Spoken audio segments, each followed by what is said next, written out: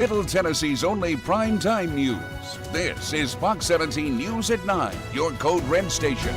Well, Stacey, it's been 17 months since a bomb went off in this area on Christmas morning. A lot of work just to get back to this point right here. In Operation Crime and Justice tonight, Hendersonville police alerting people of a criminal trend they are seeing. While many schools have been able to get back to that pre-pandemic level, parents of students at priority schools say they want more. We begin Fox 17 News at 9 with breaking news as the FBI reports they believe they have found the body of missing woman Gabby Petito. The tragic events like the one that happened in Waverly are becoming more and more common. We now go to Fox 17 News' Code Red Chief Meteorologist Katie Morgan with more on what's behind this. We're already dancing a little bit, feeling the music.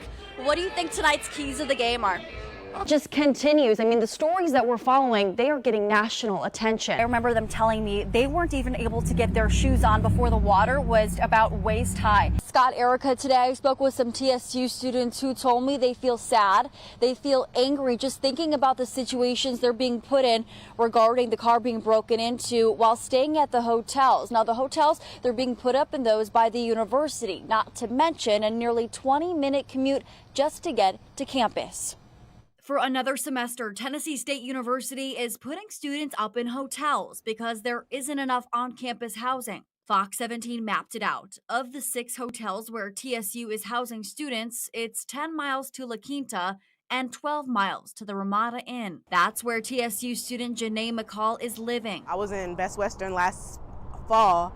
I was in House of God last spring, and then now I'm here at the Ramada. And fellow student Jasmine Turner, who's dealing with a 20-minute drive to campus and now safety concerns. I work really hard for my stuff, and I don't expect to come outside and to find pieces of glass, pieces of my car on the ground. Pictures here show Turner's car after being broken into. It happened after just one night staying in the hotel. I'm not focused at all because I'm worried about my car. I'm worried about my safety.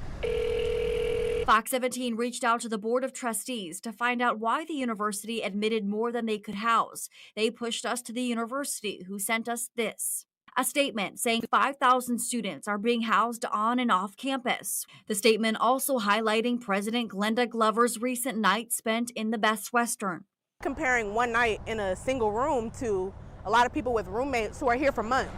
So it's just sad, really. Sad, frustrated, and angry, just some of the emotions these students are feeling. And while they don't want to bash their university, they do want to see change.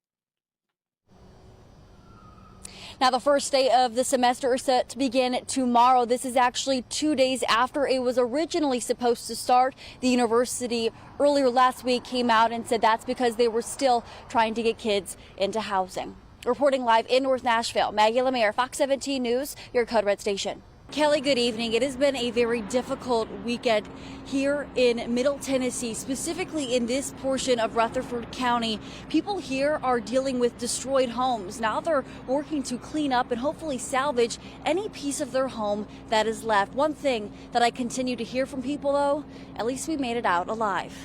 This is my grandma and granddad. Peggy Flitcraft is left with only memories after her home was destroyed by an overnight tornado. She was buried underneath the rubble in the middle of the night after the storm came through. I don't know how we came away from it. Despite losing almost everything, she says it's by the grace of God that she's still breathing today. And when I touched the closet, it came at us and the whole house just came down around me. She was there for 45 minutes before crews could get her out safely. They made like a hole and they brought the jaws of life in there. And the firefighter was like, "We're going to get you out, hon." I'm thankful for all the people that have come out to help.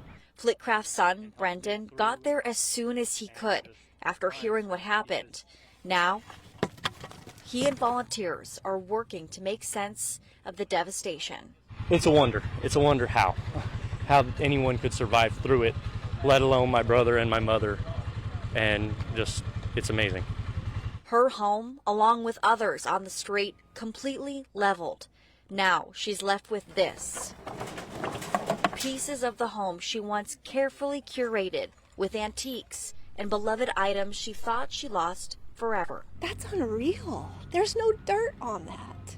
You know, God gives you those things to say, hey, I'm here. You're going to make it. A locket of her first husband who passed away, and her wedding ring still in perfect condition. There's no dirt, nothing on it. A true testament to being able to weather any storm that comes near her family. Oh yeah, he's always there. Yeah, I have no doubt. We didn't walk away from that without God. Yeah, he's right there. He's right there. And a really beautiful outlook on life despite their situation, dealing with the aftermath of this tornado that came through this area overnight Friday into Saturday. Now, the woman we introduced you to in our story, she's only one of 2 people injured from the storm in this area. For our full coverage, you can head to our website, fox17.com. Reporting live here tonight, Maggie LaMere, Fox 17 News, your Code Red station.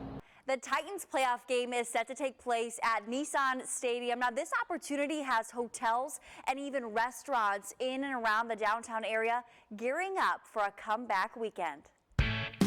The hustle and bustle of downtown Nashville will only gain more momentum in the days leading up to a hopeful win for Tennessee. Kate Garrow with the Titans is expecting a packed sea of two-tone blue come game day. To be able to bring the excitement and the hype of playoff football to our fan base here in Nashville is beyond exciting. Saturday's showdown has the city's hospitality industry beaming with excitement. Acme Feed and Seed, a game day go-to, has a clear view of the stadium right across the Cumberland River. Emily Gardner says they are expecting it to get busy and loud.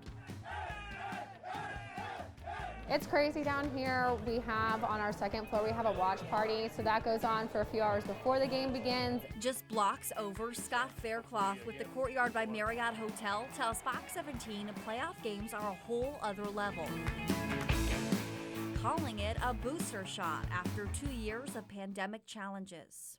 He says the Omicron variant caused cancellations, but describes a weekend like this one as a comeback.